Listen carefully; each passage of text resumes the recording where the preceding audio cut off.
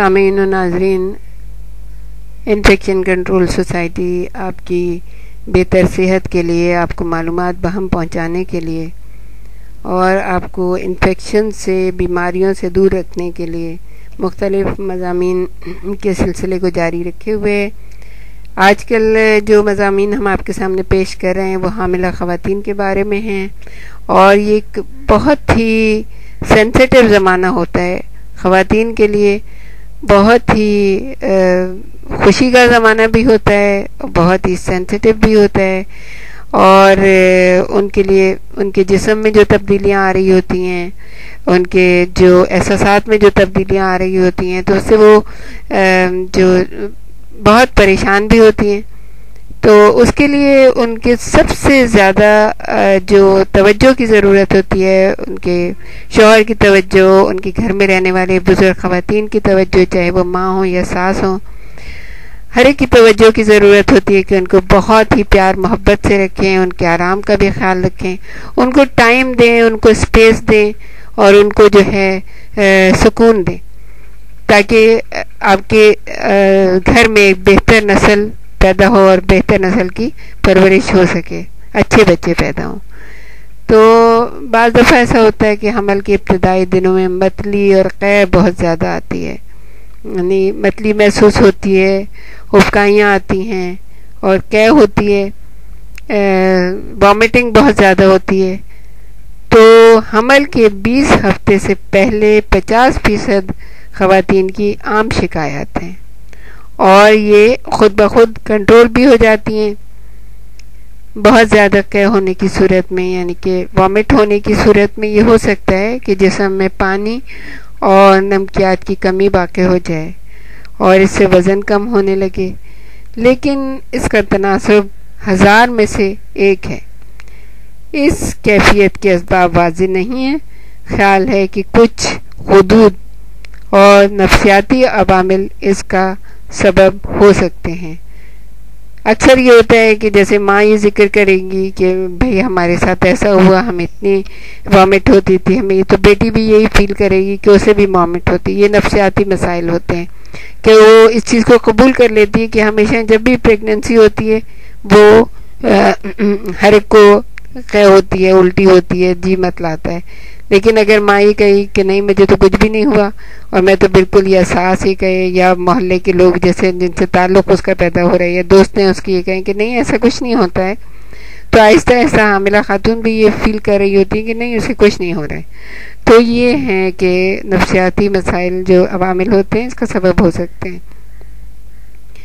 دوسرا ہے کہ ایسٹروجن کے علاوہ مخصوص ہارمون کی مقدار میں اضافہ بھی اس کی وجہ ہے.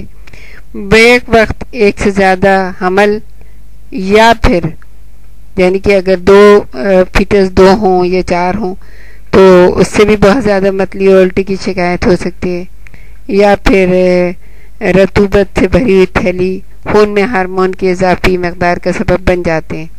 اس کیفیت میں بعض اوقات تھائرائیڈ گلینڈ کے، یعنی کہ تھائرائیڈ جو حدود ہوتے ہیں،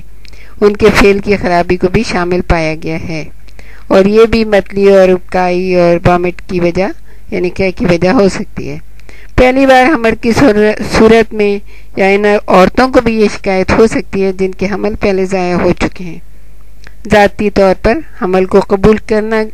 نہ کرنے کے نفسیاتی عوامل یا جذباتی انتشار بھی اس کی ایک وجہ ہے، کیونکہ جن خواتین کی پرابلمز ہیں،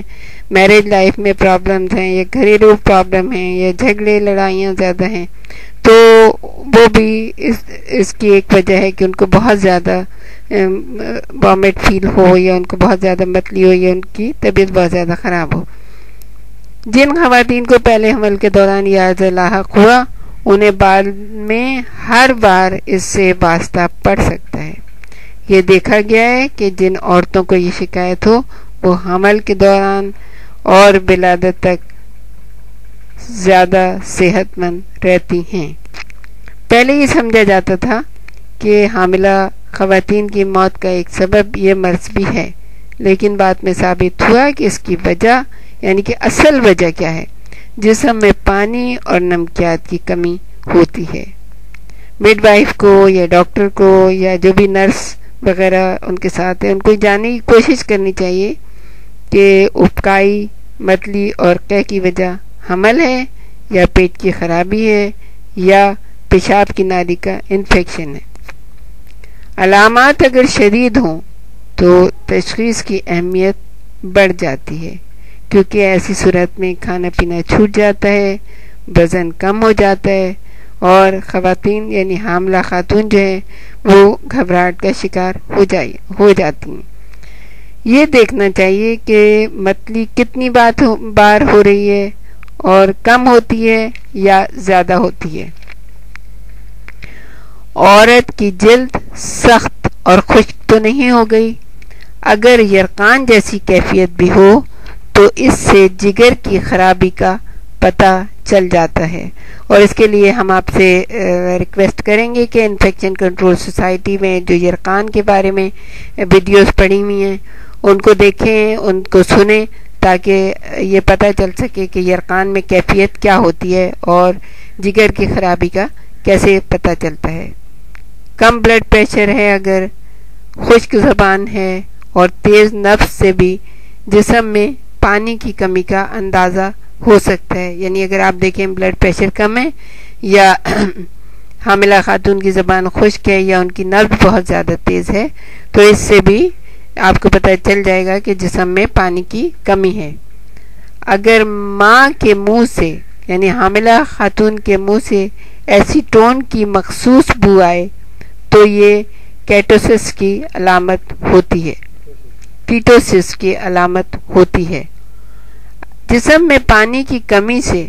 خون کی خرابی، نمکیات کی کمی اور کیٹونیمیا کی شکایات پیدا ہو سکتی ہیں۔ اس کا علاج رگ میں انجیکشن کے ذریعے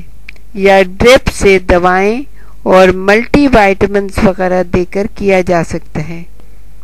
کیونکہ متلی یا قے کی صورت میں منہ کے ذریعے کوئی چیز نہیں دی جا سکتی ہے۔ حاملہ خاتون کو آرام کے لیے الگ کمرے میں رکھنا بہتر ہوتا ہے۔ اس کی گھبراہٹ اور پریشانی کم کرنے کے لیے سکون آور دوائیں بھی دی جا سکتی ہیں۔ بعض خواتین کو ابکائی اور متلی روکنے کے لیے نفسیاتی علاج سے بھی فائدہ ہوتا ہے، دن میں کئی بار باقاعدگی سے تھوڑا تھوڑا خوش ذائقہ کھانا کھلایا جائے تو ماں کی جسمانی قوت رفتہ رفتہ بحال ہو سکتی ہے اور کھانے کی خواہش لوٹ سکتی ہے، یعنی واپس آ جائے گی کھانے کی خواہش اور وہ کھانا صحیح طریقے سے کھانا شروع کر دیں گی۔ لیکن اس کے لیے ایک تجویز یہ ہے کہ کھانا بہت ہی ہلکا ہونا چاہیے، زیادہ آئل نہ ہو، زیادہ میٹھا نہ ہو، اس کے اندر بہت ہیوی نہ ہو، بہت زیادہ گوشت کا استعمال نہ ہو، بلکہ بہت ہی لائٹ اور جس میں نیوٹریشن بہت زیادہ ہو وہ دینا چاہیے، اور کھانا خوش ذائقہ ہونا چاہیے۔ حمل کے دوران صبح کے وقت قے اور متلی روکنے والی دوائیں استعمال کرنے والی ماؤں کے یہاں پیدا ہونے والے بچوں میں شدید نوعیت کی جسمانی خرابیوں کا اس وقت بڑا چرچا ہوا جب یہ علم ہوا کہ اس کا سبب ابتدائی حمل میں دی جانے والی دوا تھیلی ڈیموڈائڈ ہے۔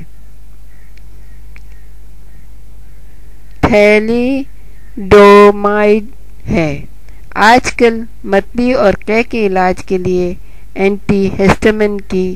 سفارش کی جاتی ہے۔ اگر متلی اور قے کی شکایت کا علاج نہ کیا جائے تو ماں کی حالت زیادہ خراب ہو سکتی ہے۔ وٹامن بی کی کمی کی وجہ سے دماغی مرض کی پیچیدگی ہو سکتی ہے اور جگر یا پیشاب کے نظام کی خرابی سے عورت کوما میں جا سکتی ہے یا